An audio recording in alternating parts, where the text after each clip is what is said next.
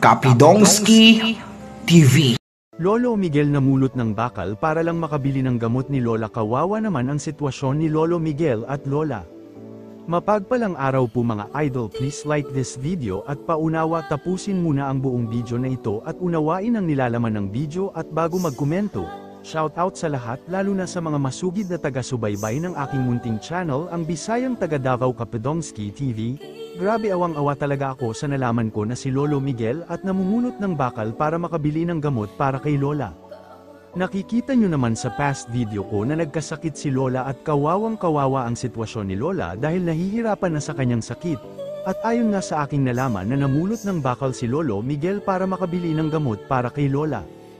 Pero hindi natutulog ang Diyos dahil may mga taong instrumentong pinadala ang Panginoon para tulungan si Lola at Lola. Sabi nga ng tita ni Erica na nakausap ko, kinapala na nila ang kanilang mukha na humingi ng tulong kay Mommy Lydia na bida kahit hindi nila kaano-ano ay humingi sila ng tulong dahil alam nila na handang tumulong si Mommy Lydia sa mga taong mga nangangailangan.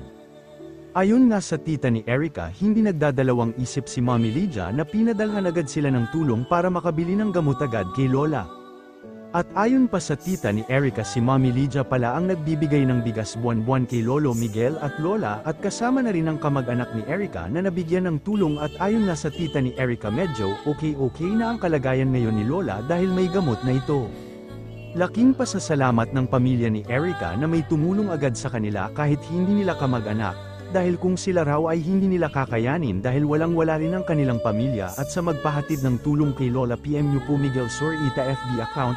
Samantala may video tayong ipapakita na kahit mahirap ang buhay ay positibo pa rin ang pamilya ni Lolo Miguel. Tita Louie? Ikaw bang pakasya?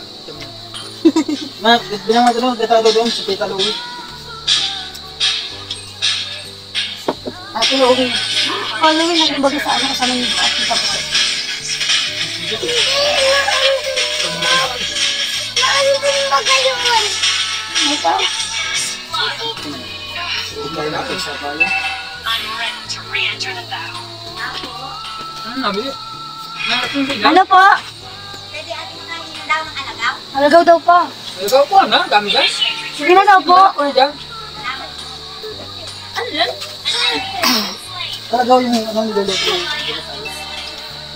Ganda yung silpin ano? Kurang lang.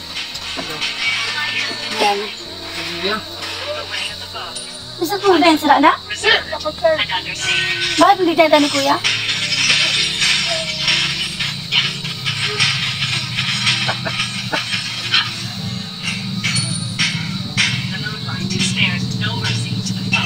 Kita namin si Eric Kita namin si Eric.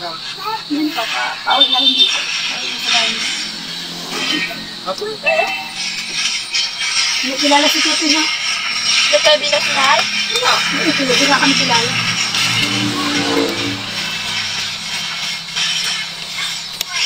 Lalo yun dito. Katong bulan. Nakulit lingwan.